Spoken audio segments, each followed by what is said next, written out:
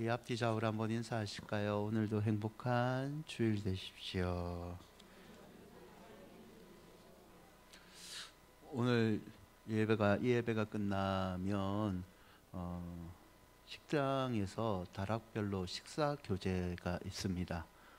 에, 저는 식사 교제가 있는 주일 이후 예배 내려오는 계단이 많이 힘듭니다. 맛있는 냄새가 나서. 그래서 늘 예배를 빨리 마쳐야 된다는 거룩한 부담감이 저한테 밀려오고 있는데, 오늘도 따뜻한 국과 맛있는 음식들이 준비되었으니까 다락 식구들하고 오랜만에 식사도 하시고 기도 제목도 나누는 은혜의 시간이 되시기를 바랍니다. 우리 장로님 기도 가운데 기도해 주셨듯이 이번 주 금요일부터 중고등부 겨울 수련회가 있어요. 그래서 생각나실 때마다 여러분 꼭 기도해 주시기 바랍니다. 몇 년 전에 사람들이 좀 호기심에 얘기했던 이야기인데요. 세대별로 성공한 인생, 어떤 인생을 성공했다고 생각할까라는 글이 있었습니다. 10대는요, 성공한 아버지를 두면 성공한 인생이라고 생각을 합니다. 20대는 학벌이 좋으면 성공이라고 생각을 하죠. 30대는 좋은 직장에 다니면 성공이라고 생각을 해요. 그러면 40대는 뭘까요? 회사에서 친구들끼리 회식을 하고 그 위에 눈치 보지 않고 자기가 2차를 쏠 수 있는 걸 성공이라고 생각을 한답니다. 50대는 공부 잘하는 자녀를 두면 성공이라고 생각하고요. 60대는 뭐가 성공일 것 같아요? 60대는 아직 내가 돈을 벌고 있으면 성공이라고 생각을 합니다. 70대는 남자들에게 많이 해당이 되는데요. 70대는 아내가 아직도 내 밥을 차려주면 성공이라고 생각을 한대요. 그럼 80대는 뭐가 성공일 것 같아요? 80의 나이에 이르면. 이부 예배는 이제 80대가 계시기 때문에 뭐가 성공일 것 같습니까? 전화가 오면 성공이래요. 그럼 90대는, 이부 예배는 90대도 있으시죠? 90대는 뭐죠? 아침에 눈을 뜨면 성공한 인생이라고 생각을 한답니다. 여러분, 뭐 동감할 수 있는 부분도 있고 동감할 수 없는 것도 있죠. 하지만 사람들은 누구나 성공을 좋아합니다. 성공한 인생을 살기를 원하죠. 성공을 싫어하는 사람이 어디 있습니까? 믿음에도 성공을 하고 싶어 합니다. 성경에서는 이 성공이라는 용어를 형통이라고 얘기를 하죠. 그런데 믿음에는 형통의 결과보다 누구에 의해서 형통하느냐가 더 중요하죠. 오늘 본문에 등장하는 인물은요, 우시야 왕입니다. 그는 남유다의 10대 왕이죠. 우시야라는 이름은요, 여호와는 나의 힘이라는 뜻을 갖고 있습니다. 그 이름처럼 그는 평생 하나님의 도우심을 받은 선한 왕으로 분류가 됩니다. 어린 나이에 왕으로 등극을 해요. 16세에 왕으로 등극을 해서 꽤 긴 기간 52년 동안 유다를 통치합니다. 여러분, 우시야는요, 성경에서 이 형통과 실패를 동시에 경험한 왕으로 평가받는데요.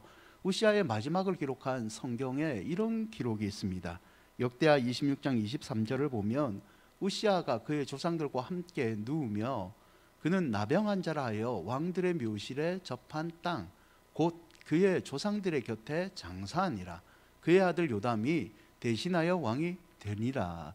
26장 23절은요, 이 역대의 왕들을 기록한 전통적인 문구로서 그 사람을 평가합니다. 마지막을 어떻게 기록했냐에 따라서 그 왕이 선한지 악한지를 알 수 있는데요, 우시야를 기록한 이 마지막 26장 23절이 우시야의 두 가지 관점을 다 평가해 놓았습니다. 그는 조상들과 함께 누웠다라는 평가로 기록되어 있죠. 이 말은요, 편안한 죽음을 경험했다는 말입니다. 선하게 살았다, 하나님을 의지한 복된 죽음이다라는 뜻이죠. 동시에 23절을 다시 보시면 그가 죽었는데 묘실 접한 땅 곧 그의 조상들의 곁에 장사하니라. 편안하게 죽었는데 그가 조상들과 같이 묻힌 게 아니라 어디에 묻혔다고 되어 있습니까? 곁에. 우시아가 왕인데요, 왕들의 무덤에 들어가지 못했다는 말입니다. 나병이 걸려서 단순히 질병이 걸린 것이 아니라 하나님의 벌을 받아서 그는 조상들과 같은 자리에 묻지 못하는 심판을 받았다는 거죠. 여러분, 23절의 이 한 구절이요, 우시아의 생애에 성공 그리고 실패 두 가지가 다 있음을 보여주고 있는 구절입니다. 성공한 사람을 보면요, 성공한 이유가 있고 실패한 사람을 보면 실패한 이유가 있습니다. 우시아의 삶도 마찬가지입니다. 그는 52년 왕으로 통치하면서 하나님의 복을 받은 사람입니다. 동시에 그는 하나님께 나병이라는 형벌을 받아 심판을 받은 사람입니다. 여러분, 우시아는 왜 형통했고 어찌하여 형통했던 그가 하나님께 형벌을 받는 생의 마감을 경험했을까요? 도대체 무엇이 기준이 되어서 그의 형통과 실패를 나누었을까요? 오늘 우시아의 삶을 잠깐 살펴보므로 여러분의 인생이, 특별히 올 한 해가 하나님 앞에서 실패가 아니라 형통한 인생이 되시기를 축원드립니다. 여러분, 우시아는 형통한 왕입니다. 그는 군사, 정치, 경제 모든 면에서 탁월함을 가진 왕입니다. 서쪽으로는 블레셋을 물리치고요, 남쪽으로는 아라비아를 물리칩니다. 역대하 26장 8절을 보면 이스라엘의 오랜 숙적이었던 암몬이 우시아에게 조공을 바칩니다. 우시아가 강하기 때문에. 역대하 26장 12절과 13절을 보면 그의 군대의 규모를 알 수 있는데요, 족장의 총수가 2600명이고 모두 다 큰 용사, 싸움도 잘하고 능력이 있는 사람들입니다. 게다가 군대의 수는 30만 7,500명입니다. 그냥 숫자가 많을 뿐만 아니라 이들 역시 건장하고 싸움에 능하여 적을 충분히 물리칠 수 있는 능력의 군대를 가지고 있었죠. 14절과 15절을 계속 보시면 그의 군대는 사람이 강한 것을 뛰어넘어서 방패와 창과 투구와 갑옷, 물매, 무기가 완벽합니다. 게다가 재주 있는 사람들이 무기를 고안하여라는 말에서 알 수 있듯이 신형 무기를 다른 나라보다 앞서 개발하는 나라입니다. 10절을 보시면 단순히 군대만 센 것이 아니라 우시아는요, 농사를 좋아하는 왕이었기 때문에 농사를 장려합니다.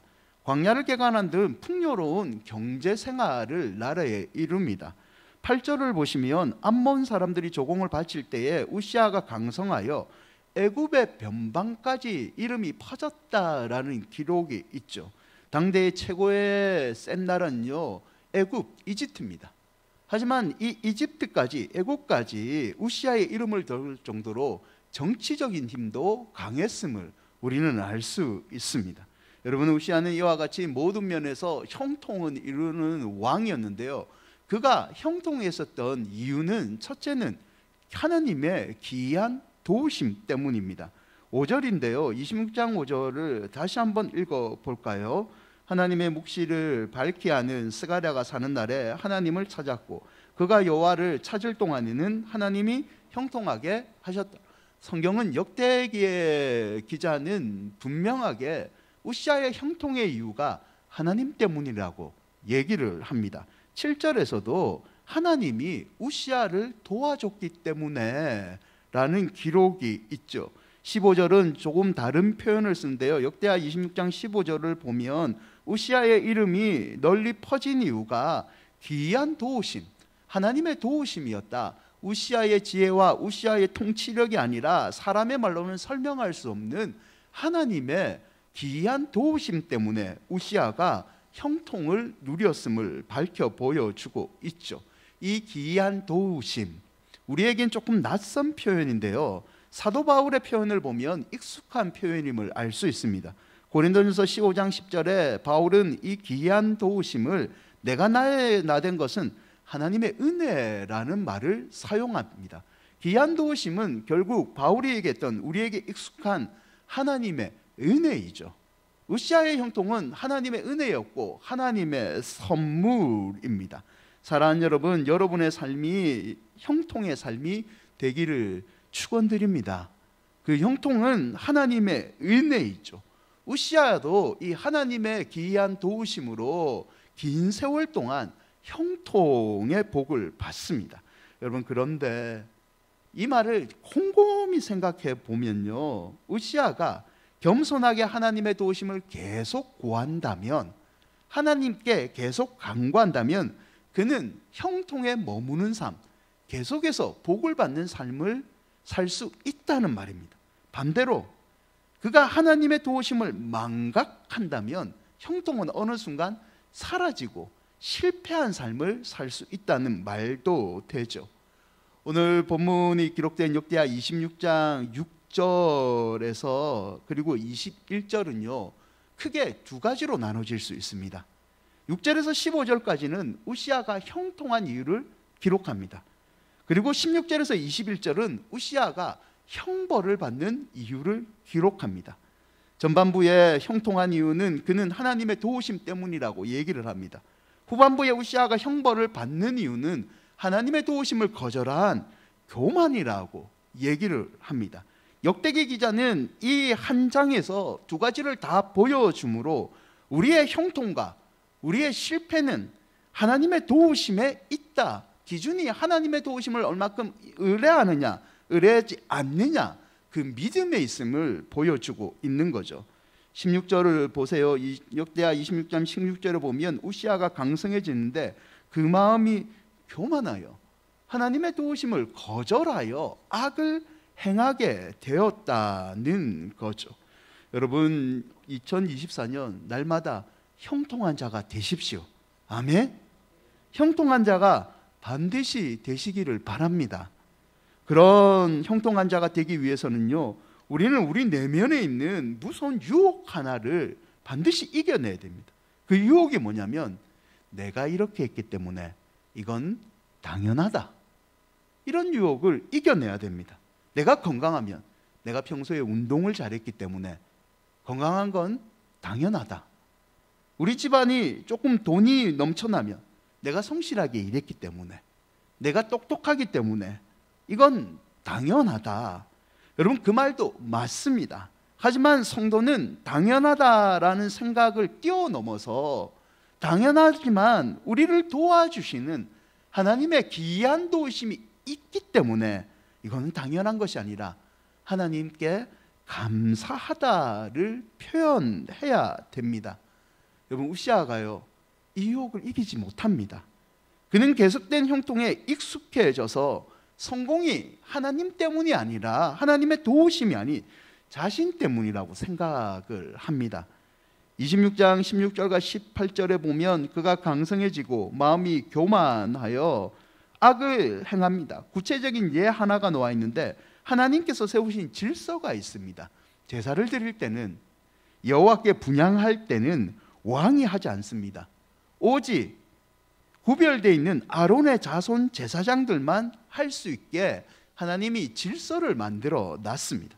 하지만 자신의 능력이 하나님보다 더 세다고 생각한 이 우시아는요, 하나님의 질서를 파괴합니다. 자기가 새로운 질서를 만들어 버리죠. 당연하게 나는 이 땅의 왕이기 때문에 내 마음대로 규칙을 만들어도 된다. 그래도 나는 지금처럼 형통하게 나라를 부하게 이끌어갈 수 있다는 교만이죠. 그 결과가요 26장 19절에서 20절에 이런 결과가 나타납니다. 그에게 나병이 생깁니다. 이 나병이 신의 형벌이라는 말하는 게 아니고 여기서는 나병, 문둥병이 하나님께서 치셨다라는 표현을 쓰고 있죠. 하나님을 거절한 교만한 자의 최후를 보여주는 말이죠.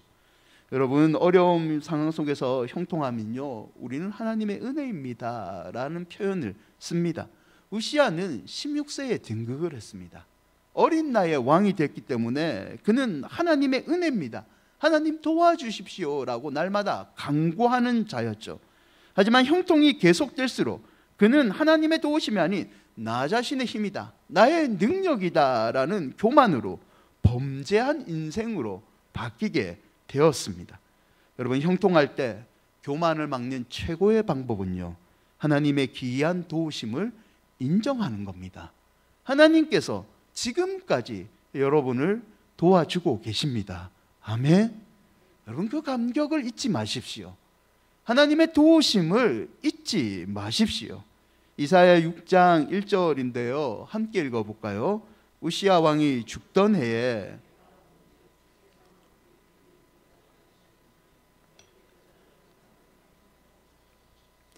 우시야가 죽었을 때 그때 마음의 심경을 표현한 구절인데요, 이사야가 우시야의 죽음에 관해서 기록한 구절입니다. 여러분, 랍비의 전승에 의하면요, 이사야는 우시야의 사촌입니다. 단순히 신하, 선지자, 예언자 떠나서 그는 자기가 너무 의지했던 우시야가 죽었을 때 누구보다도 비통함에 빠집니다. 우시야가 죽었으니 이사야는 이제 하늘이 무너진 것 같은, 나라를 이끌었던 왕이 죽었을 뿐만 아니라 내가 그렇게 의지했던 내 사촌이 죽음으로 너무 힘든 지경에 이른 거죠. 그런데 이사야 6장 1절을 여러분 다시 보시면 우시야가 죽던 해에 이사야에게는요, 놀라운 일이 일어납니다. 내가 본즉 주께서 높이 들린 보좌에 앉으셨는데 그의 옷자락은 성전에 가득하였다. 자신이 의지했던 왕이 죽고 슬픔에 있는 그 해에 하늘 성전에 이사야가 들어갑니다. 보좌에 앉으신 하나님을 보게 됩니다. 여러분, 이게 무슨 일입니까요? 단순히 이사야를 위로하신 하나님의 위로일까요? 그것을 뛰어넘습니다. 이 1절의 짧은 구절에서 하나님은 이스라엘의 진정 왕이 누구인지를 보여주고 계십니다. 우시야, 네가 의지했던 우시야가 아니라 보좌에 앉으신 하나님이 진정한 이 나라의 통치자이다. 네가 의지하고 있는 우시야가 아니라 하나님이 네가 참 의지해야 될 진정한 하나님임을 보여주고 있죠. 또한 하나님 대신 의지하고 있는 것을, 생각과 방법을 버렸을 때 하나님을 만날 수 있음을 우리에게 교훈해 주고 있는 겁니다. 여러분, 마음속에 다른 왕을 모시고 있다면요, 하나님은 우리에게 나타나지 않습니다. 마음속에 다른 왕을 모시고 있으면요, 하나님은 우리의 왕이 되어주지 않습니다. 하나님의 기이한 도우심으로 여러분 올 한 해 형통한 삶을 살고 싶으십니까? 그러면 나의 왕이 아니라 진정한 왕이신 하나님을 의지하시기를 바랍니다. 하나님을 의지하는 것은요, 단순히 내가 하나님을 의지합니다 고백으로 끝나지 않습니다. 그분과 동행하기 위해서 몸부림치고요, 하나님을 주인으로 모시고 그분으로부터 나오는 말씀 듣기를 각오하고 삶 가운데 변화로 옮긴다는 거죠.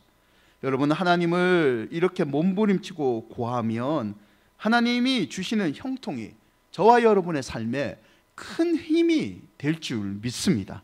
그래서 하나님을 머물기 위해 우리는 하나님을 찾는 것에 우리의 인생의 전력을 다할 필요가 있습니다. 올 한 해 겸손히 하나님을 찾음으로 하나님의 기이한 도우심이 단순히 성경 속의 이야기가 아니라 여러분 삶의 이야기가 되시기를 축원드립니다. 둘째, 우시야가 형통했던 이유는요, 말씀에 순종했기 때문이죠. 4절을 보시면 우시야는 여호와 보시기에 정직하게 행한 자라라는 평가를 받습니다. 여러분, 성경에 여호와 보시기에 정직하게 행했다라는 평가를 받는 사람이 몇 명 없습니다. 그만큼 우시야가 하나님 앞에 겸손한 자였죠. 하나님은 외모가 아니라 중심을 보시는 분입니다. 외식하는지 안 하는지 하나님 금방 알아차리십니다. 그런 하나님 눈에 보기에도 우시야는 정직한 사람이었죠. 그럼 정직하게 행하다는 뜻은 무슨 뜻일까요? 5절을 다시 보시면 여호와 하나님을 찾았다라는 표현으로 알 수 있는데요, 이 찾았다라는 표현은 단순히 하나님을 섬겼다라는 의미를 뛰어넘어서 하나님의 말씀대로 살기 위해 순종했다라는 뜻을 포함하고 있습니다. 우시야가 하나님 말씀대로 순종함으로 그는 하나님께 형통의 복을 받은 거죠. 반대로 16절처럼 교만했을 때, 하나님 말씀에 불순종했을 때 그는 하나님의 형통이 아니라 심판을 받게 됐음을 알 수 있습니다. 여러분, 그런데 우시아가 형통하고 심판을 받았을 때 우리가 주목해야 될 한 사람이 있는데요, 26장 5절을 다시 한번 보시면 성경에는 이런 표현이 있습니다. 하나님의 묵시를 밝게 하는 스가랴가 사는 날에는, 이 스가랴가 살아있을 때는 우시아가 하나님께 형통한 자가 되었다는 말입니다. 반대로 스가랴가 죽은 다음에는 우시아가 하나님께 불순종하고 심판을 받게 됩니다. 성경은 하나님을 고하게 만드는 주요 원인으로 스가랴라는 존재를 언급합니다. 그리고 스가랴는 하나님의 묵시를 밝히 아는 사람, 즉 말씀을 가리키고 말씀을 전하는 사람이라고 표현을 하죠. 스가랴가 하나님의 말씀을 정확하게 알려주고 때로는 하나님의 말씀에 벗어나는 우시아를 말씀으로 책망했을 때 우시아가 하나님을 바로 찾았고 하나님 앞에서 형통한 자가 되었다라는 말이죠. 여러분, 생각해 보면 하나님 앞에서 정직하다는 것은요, 말씀대로 산다는 말입니다. 여러분, 예수님도요, 너희들이 내 말을 삶의 열매로 증명했을 때 사람들이 그제서야 너희들이 내 제자임을 알리라라는 표현을 하셨습니다. 말씀대로 살기 위해서 노력했을 때, 순종했을 때 진짜 예수님의 제자인 것을 세상 사람들이 안다는 표현이죠. 26절 5절 하나님의 묵시를 밝게 하는 스가랴가 사는 날에는 우시아가 하나님을 찾습니다. 그리고 그 찾음으로 하나님의 형통에 머뭅니다. 하지만 26장 18절에 보면 그는 스가랴가 죽은 다음에 말씀에 불순종합니다. 말씀에 정해놓은 규칙을 무시해 버립니다. 자신이 여호와의 전에 들어가서 제사장이 아니라, 하나님이 명하신 제사장이 아니라 내가 하나님이 되어서 말씀을 이제 거슬리고 내 마음대로 행동하게 되고 그 결과로 심판을 받게 되죠. 여러분, 교만은요 무서운 죄입니다. 교만이 무서운 이유는요, 교만은 영적인 죄이고 말씀을 불순종한 죄이기 때문이죠. 역대하 26장 5절을 세 번역으로 보시면 이런 표현이 있습니다. 그의 곁에는, 우시아 곁에는 하나님을 경외하도록 가르쳐주는 스가랴가 있었는데, 이 스가랴가 있는 동안은 우시아는 끊임없이 말씀에 순종하고 하나님을 경외하는 자가 되었습니다. 하지만 스가랴가 사라지자 그는 하나님을 경외하는 일에 실패를 하게 되죠. 여러분, 말씀을 너무 가볍게 보지 마십시오. 말씀은 단순히 여러분의 위로제가 아닙니다. 여러분의 수면제가 아니라, 말씀은 아이들에게 훈계하기 위한 교훈의 책이 아니라 하나님을 경외하도록 만드는 생명이 담겨 있는 책입니다. 잠언 29장 18절을 보세요. 묵시, 말씀이 없으면 백성이 방자, 교만해지고 말씀을 지키는 자는 복이 있느니라. 사랑하는 여러분, 말씀에 순종하기를 사모하고 순종을 실천하는 여러분이 되시기를 바랍니다. 말씀 붙들고 말씀에 순종하는 자를 하나님 결코 외면하지 않으십니다. 그를 반드시 형통으로 이끌어 주실 줄 믿습니다. 말씀을 맺고자 합니다. 위대한 역사가면서 수학자인 헤로도투스라는 분이 있습니다. 이분이 평균의 개념을 처음 발견했는데요, 당시에는 엄청난 발견이고 그는 이 평균값을 구하는데 인생을 겁니다. 어느 날 헤로도투스가 아내와 아이들을 데리고 어디 소풍을 가게 됩니다. 소풍을 가는 도중에 작은 강을 만나고 그 강을 반드시 건너야 됩니다. 아내는 아이들 때문에 걱정을 합니다. 아이들이 강을 건너다 빠지면 어떻게 할까 염려를 하죠. 그때 헤로도투스가 아내에게 이런 말을 합니다. 걱정하지 마세요, 여보. 내가 강의 평균 깊이와 아이들의 평균 키를 계산하겠습니다. 딱 5분만 나에게 주십시오. 즉시 그는 강의 평균 깊이와 아이들의 평균 키를 잽니다. 그리고 자신 있게 말하죠. 걱정할 거 하나도 없습니다. 아이들의 평균 키가 훨씬 크니까 건너가도 문제가 없습니다. 이제 애들을 한번 건네 보냅시다. 여러분, 애들이 건넙니다. 그런데 문제가 생깁니다. 강의 깊이가 일정하지 않은 거예요. 아이들의 키 또한 크고 작아서 일정치 않아 이 헤로도토스가 평균 키를 잘못 측정합니다. 결국 제일 작은 아이가 깊은 강에 빠져서 또 내려가기 시작합니다. 아내는 다급히 아이를 구해내죠. 그런데 헤로도토스가 어떤 행동을 하고 있었는 줄 아십니까? 혼자서 건너편 헤엄쳐 갑니다. 땅바닥에 앉아서는요, 자신의 계산이 어디서 틀렸는지 다시 계산을 하고 있는 겁니다. 여러분, 이 얘기에서 어떤 생각을 하십니까? 인생의 문제는요, 계산으로 풀리지 않습니다. 인생의 큰 문제는 나의 힘과 능력으로 될 수가 없습니다. 그래서 우리에게는 하나님의 은혜가 필요합니다. 하나님의 귀한 도우심과 말씀의 순종함으로 누리는 그 은혜가 계산이 아니라 우리 인생을 풀어준다는 거죠. 잠언 30장 5절과 9절인데요. 함께 읽어볼까요? 하나님의 말씀은 다 순전하며